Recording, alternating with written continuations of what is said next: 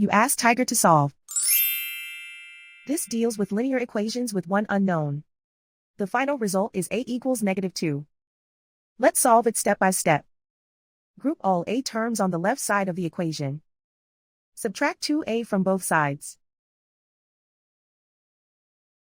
Simplify the arithmetic. Group like terms. Simplify the arithmetic.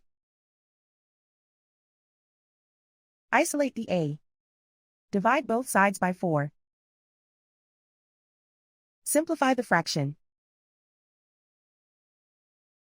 Find the greatest common factor of the numerator and denominator. Factor out and cancel the greatest common factor.